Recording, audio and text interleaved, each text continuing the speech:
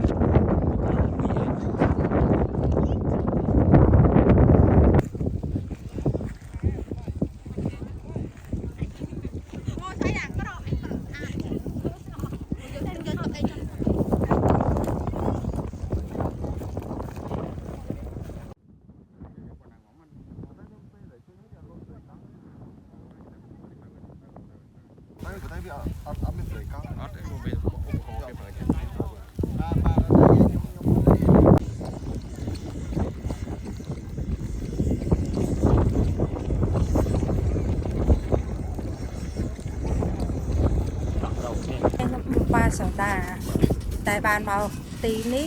ផ្ទះចិត្តនឹងផងមានអារម្មណ៍សុបាយចិត្តចង់មកហាត់ប្រាណហាត់អីសក់គីឡូអញ្ចឹងណាចាខ្ញុំចង់ឲ្យបងប្អូនប្រជាជនខ្វែងទាំងអស់មកទស្សនាទីកន្លែងនេះអត់ខកបំណងទេគឺស្រកគីឡូចាចឹងការពីគេអត់ទាន់បើកពលានហ្នឹងបើយើងចូលដើរលេងហាត់ប្រាណពីមុនតែមានហាត់ប្រាណនៅហ្នឹងចាគេបើកពលានថ្ងៃដំបូងគឺថ្ងៃហ្នឹងចាថ្ងៃហ្នឹងគេបើករហូតដល់ថ្ងៃទី19ហ្នឹងគេសាឲ្យជឿមកកំសាន្តអញ្ចឹងណាទៅថាសុបាយហើយគេនឹងអភិវឌ្ឍបន្តទៅទៀត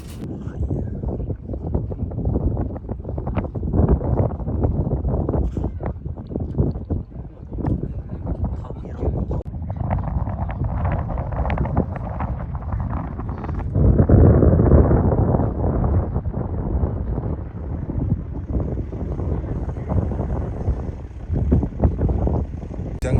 មកនេះក្នុងគុំដល់គេដែរដូចថាថ្ងៃហ្នឹងឮថាបើកអីអញ្ចឹងទៅមកក្នុងពលានចាស់ដល់ពេលហើយអញ្ចឹងមានបំណងថាមកដើរមើលដើរហាត់ប្រាណផងដើរមើលផងតែដំបូងដឹងព័ត៌មានហ្នឹងតាមណាដែរដឹងតាមផ្សាយព័ត៌មានតាម Facebook ក៏តាមអីណាឃើញដល់ថ្ងៃដំបូងចាក៏ពេលមកដល់ពេលមានស្រាប់ដល់នេះមានអារម្មណ៍ថាត្រជាក់ស្រស់ស្រាយធំទលាយតែនៅផ្សារបៃទីនៅផ្សារបៃទីនឹងបើនិយាយពីខណ្ឌណាដែរខណ្ឌពោធិ៍សែនជ័យពោធិ៍សែនជ័យតែបើនៅម្ដុំហ្នឹងមានកន្លែងហាត់ប្រាណដែរអត់ដែរយើងចង់ហាត់ប្រាណមានតែក្នុងក្លឹបគេតែអីអត់ដែរហាត់នៅក្នុងក្លឹបផងខ្ញុំចិត្តដើរចឹងនៅពេលដែលមានមកកន្លែងសាធារណៈមានឧបករណ៍បែបហ្នឹងតែអ្នកមានយល់យ៉ាងណាដែរមានអារម្មណ៍ស្រស់ស្រាយសុបាយវាខ្យល់អាកាសត្រជាក់ល្អចឹងអីចឹងណាហើយកាលហ្នឹងតែការបើកឲ្យសាធារណជនមានសួនល្អច្រើនចឹងគឺថាមានអត្ថប្រយោជន៍អីដែរមានអត្ថប្រយោជន៍អាចជួយលើកកម្ពស់សុខភាពមានតែអត្ថប្រយោជន៍ដូចជាដើររំហាត់ប្រាណអីចឹងទៅមានខ្យល់បរិសុទ្ធអីចឹងវាអត្ថប្រយោជន៍នៅខាងសុខភាពអីចឹងពាក់ព័ន្ធនឹងសុខភាពយើងចឹងណាប៉ុន្តែនេះគឺជាការបើកសាលាបងឯងដែលគេបើកដល់ថ្ងៃទី19តែចង់ឲ្យមានការបើកបន្តរហូតទៀតចង់ឲ្យបើករហូតហេតុអីដែរព្រោះអីចង់ដើរហាត់ប្រាណលេងលំហែលេងថាសៅរ៍អាទិត្យអីចឹងអីអត់លុបអត់ដូរចឹងទៅគឺថាអារម្មណ៍អីធុញថប់ពីក្នុងផ្ទះឲ្យមកចង់ដើរលេងនៅហ្នឹងអរគុណច្រើនចា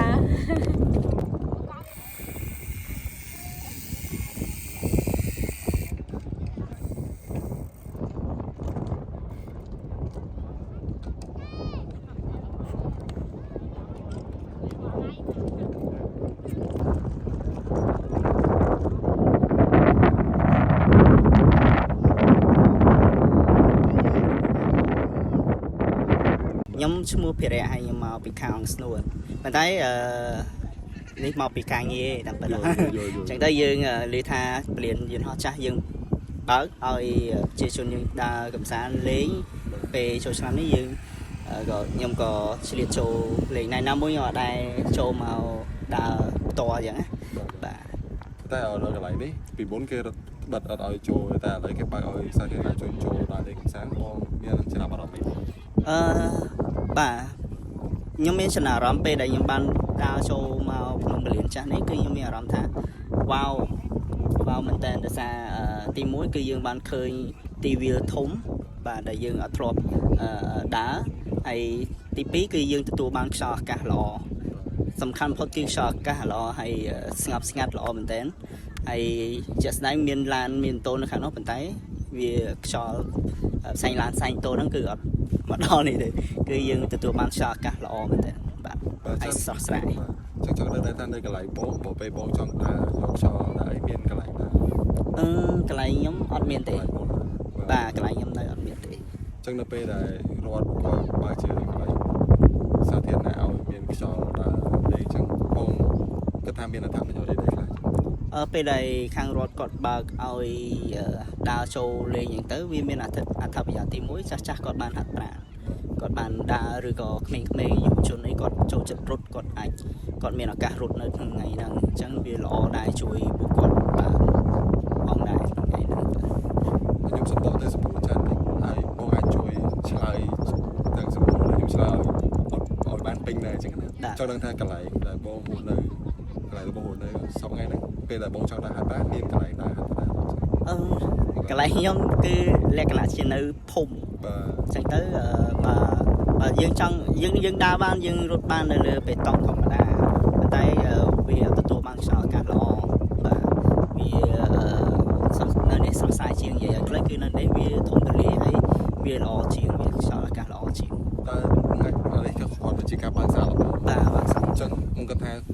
រត់គួរតែបើកបន្តរហូតទៀតបាទឬក៏យ៉ាងណា សម្រាប់ចំណុចនេះខ្ញុំអត់ដឹងថាគាត់នឹងមាន plan បែបម៉េចនៅពេលថ្ងៃខាងមុខតែបើសម្រាប់ខ្ញុំគឺបើសិនជាអាចគឺបើករហូតគឺល្អមែនទេចេញពីធ្វើការហត់គឺយើងមានពេលបាទទាំងចាស់ទាំងក្មេងមានពេលមកហាត់ប្រាណនៅទីនេះ អរគុណច្រើនបងបាទ ខ្ញុំ ខ្ញុំអាចសុំស្មោះបង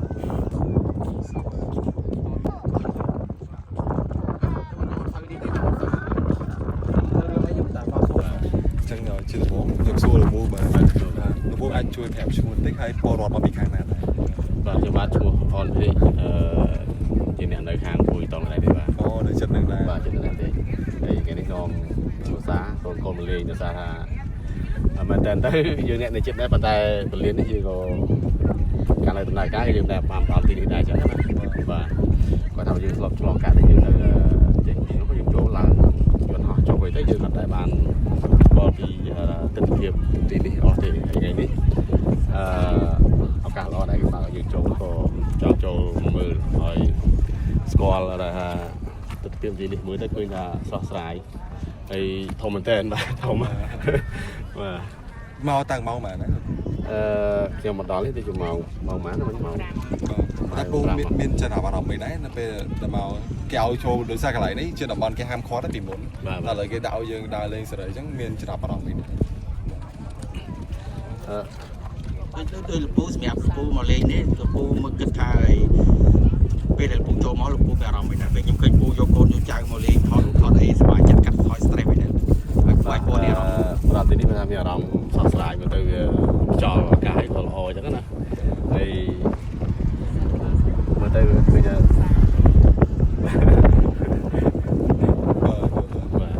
ចុះពីមុនលោកពូបើចង់ទៅហាត់ប្រាណចង់ទៅនាំកូនដើរលេងលោកពូគេចង់យកទៅខាងណាដែរ